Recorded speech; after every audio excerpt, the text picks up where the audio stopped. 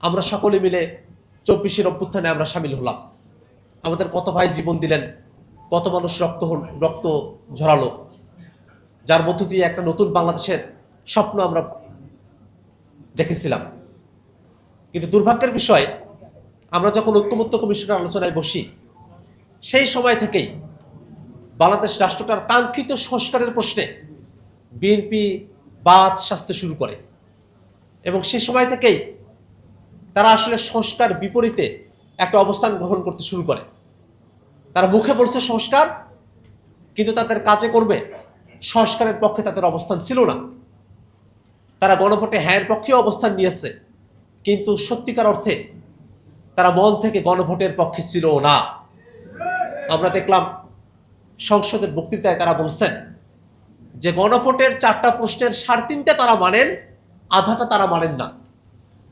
আমরা তাদেরকে বলতে চাই, 4টা প্রশ্নের 3.5টা আপনারা মানেন, আধাটা মানেন না, কিন্তু বাংলাদেশের 70% জনগণ ওই 4টা পক্ষ প্রশ্নকে মেনেই গণভোটকে জয়ী করেছে।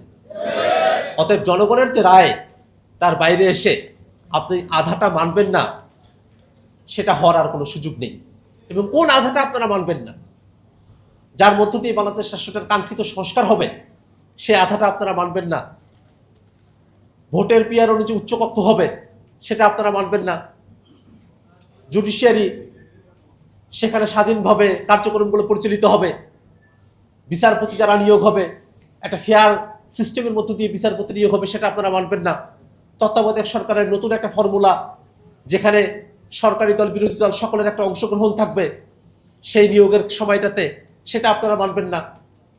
সরকারি কর্ম কমিশন পিএসসিতে নিয়োগ হবে একটা সুষ্ঠু প্রক্রিয়ার মধ্য দিয়ে, দুদকে নিয়োগ হবে সুষ্ঠু প্রক্রিয়ার মধ্য দিয়ে, সেগুলো আপনারা মানবেন না। তাহলে আপনারা সংস্কারের কোন অংশটুকুকে মানবেন? অতএব আমরা সরকারের কাছে বারংবার আহ্বান জানাবো, বাংলাদেশের মানুষেরা আর রক্তপাত দেখতে চায় না।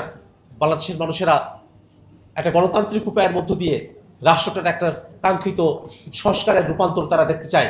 সে কারণে সংসদের মধ্যে আমরা সকলে আছি, সরকারি দল আছি, বিরোধী দল আছি, আমরা সরকারের কাছে আহ্বান জানাবো অতি দ্রুত গণভোটের রায় মেনে সংবিধান সংস্কার পরিষদ বাস্তবায়ন করতে হবে।